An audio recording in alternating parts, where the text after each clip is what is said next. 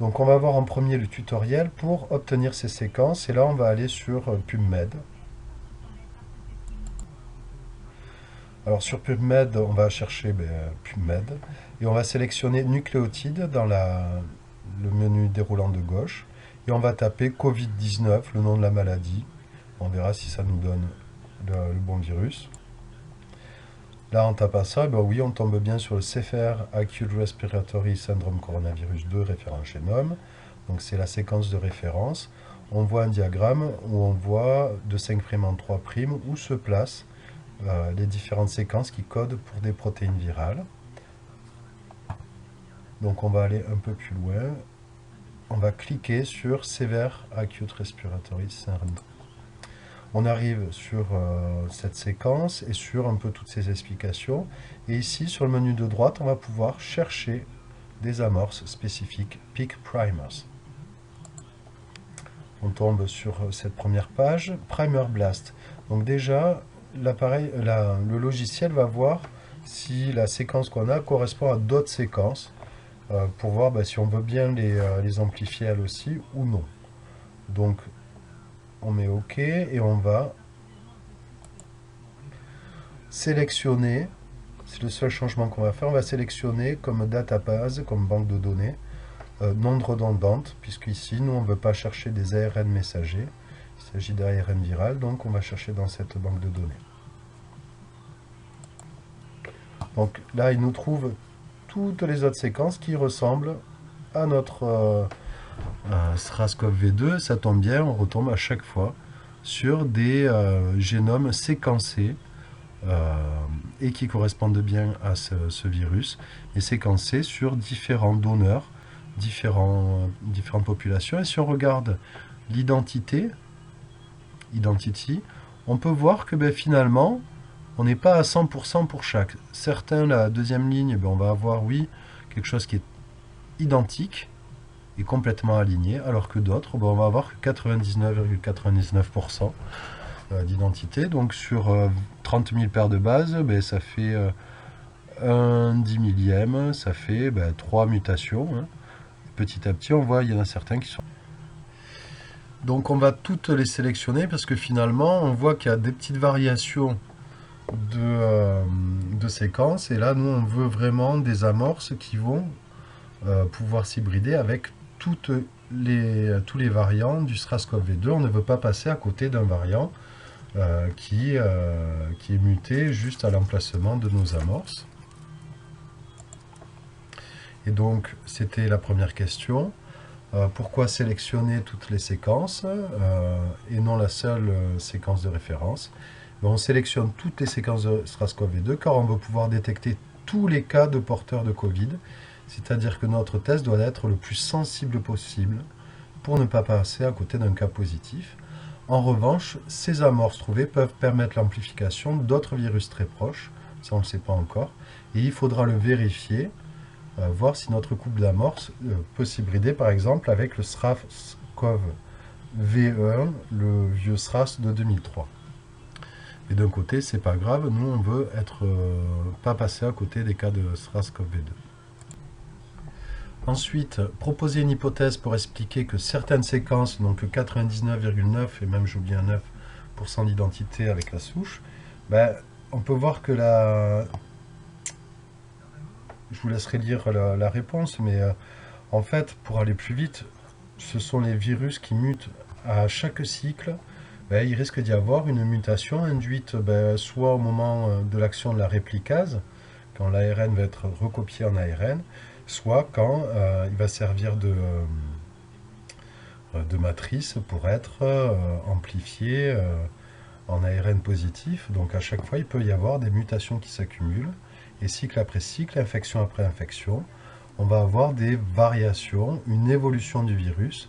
Et peut-être que même, on va sélectionner ceux qui se répandent le plus facilement. Et que finalement, on n'a peut-être pas encore fini avec ce virus. Donc une fois qu'on a tout sélectionné, on va revenir pour chercher ces fameuses amorces et on va soumettre. Donc on va aller plus loin pour avoir ça.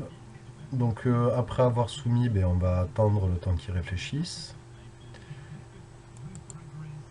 Et enfin, on a la page de résultats. Donc on retrouve en haut dans la Graphical View of Primer Pairs, donc on va avoir Template. Donc c'est la représentation de l'ARN de la séquence de tout le virus, de 1 jusqu'à presque 30 kilodalton, paires de bases, pardon. Les différents gènes qui sont contenus, qui vont exprimer, alors si vous voyez le M à droite, N c'est pour neuramidinase, M pour membrane, E pour l'enveloppe, il y a le S aussi pour spicule, voilà. Donc nous, on sait repérer en fait où sont ces primers, et enfin en bas on voit plusieurs couples de primers qui vont être très spécifiques de nos séquences et de toutes nos séquences de SRAS-CoV-2. Donc nous, ce qu'on va choisir ici, c'est le primer 1. Donc on a ce premier couple d'amorces. Forward primer, ça veut dire amorce sens. On a sa séquence donc de 5' en 3'. Elle se met sur l'ADN matrice dans le sens positif de 5' en 3'. Sa longueur est de 20 length, c'est 20 nucléotides. On a son positionnement, sa température de fusion, c'est-à-dire la température à laquelle, jusqu'à laquelle on peut aller sans que les brins se déshybrident, et au-delà, ils vont se séparer de l'ADN matrice. Et on a le pourcentage en GC, et on va voir que ça va être important pour savoir déterminer cette température.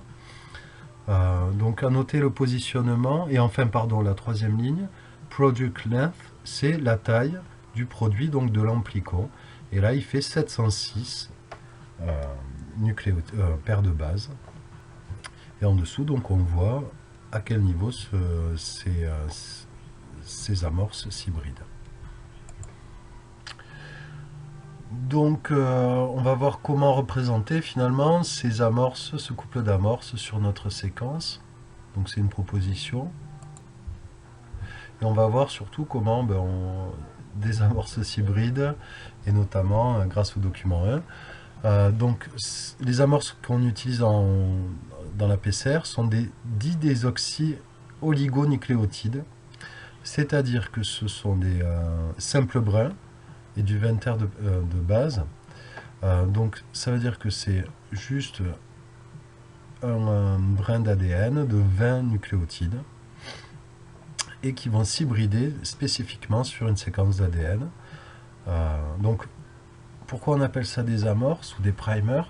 C'est parce que l'ADN polymérase qu'on va utiliser pour amplifier l'ADN se fixera au niveau d'un 3' d'un oligonucléotide qui est hybridé sur un ADN plus grand. Et c'est comme ça que l'enzyme va reconnaître son site de départ. Et là, elle va rajouter petit à petit des nucléotides complémentaires du brin matrice. Donc, on va utiliser un couple d'amorces, sens et antisens. Donc, la séquence de l'amorce sens forward correspond au début de la séquence LU de 5' en 3'.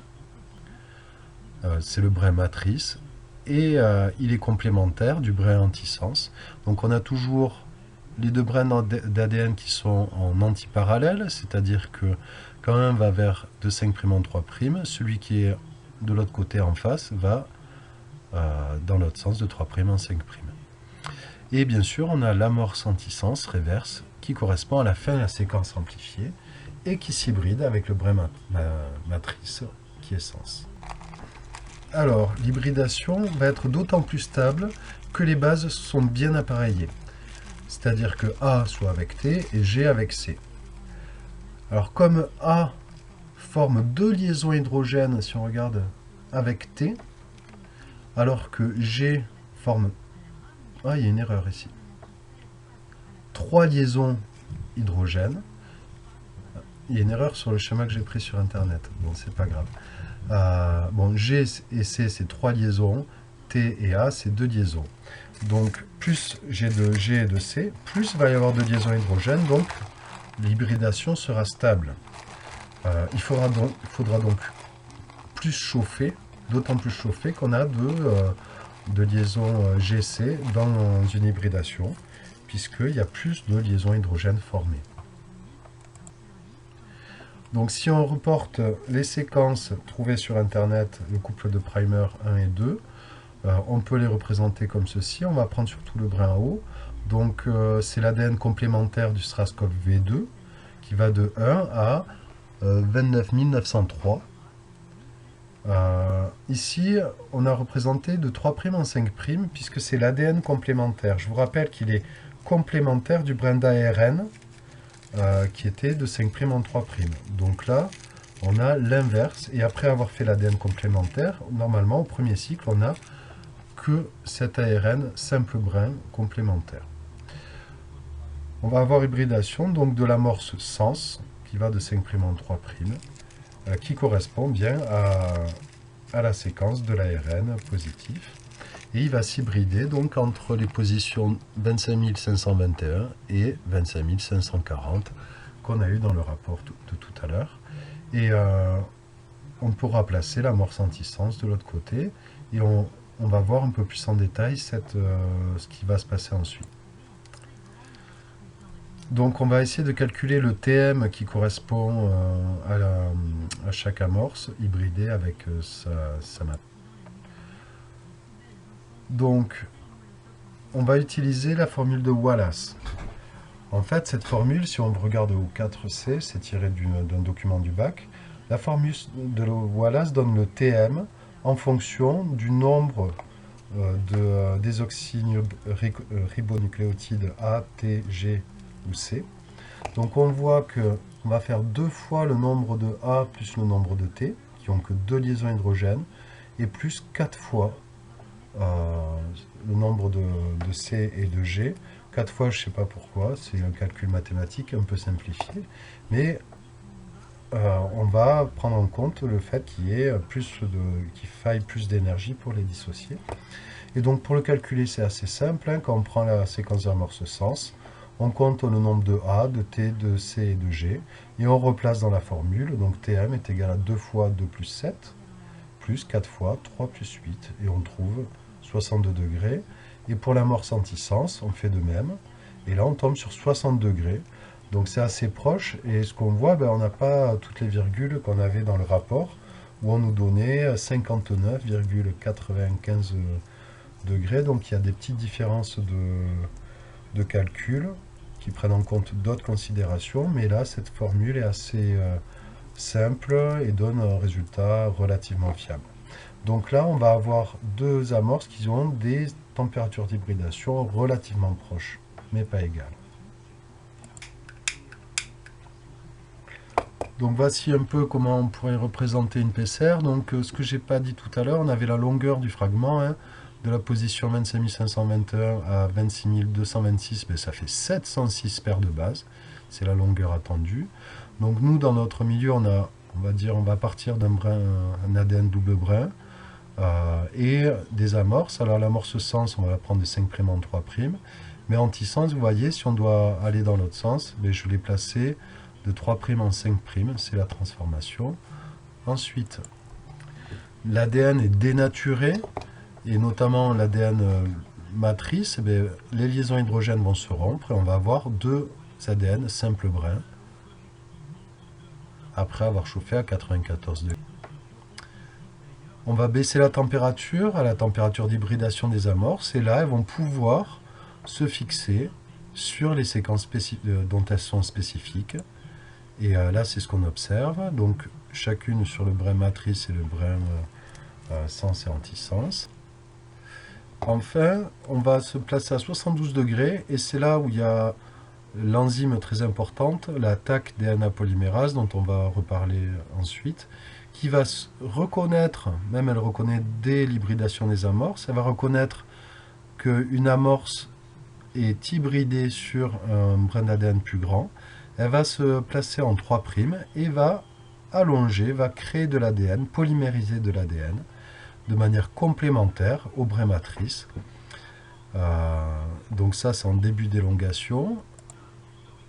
Et en fin d'élongation, on va obtenir donc deux molécules double brins d'ADN à partir d'une seule, finalement. Et donc on va pouvoir reproduire cela, cycle après cycle,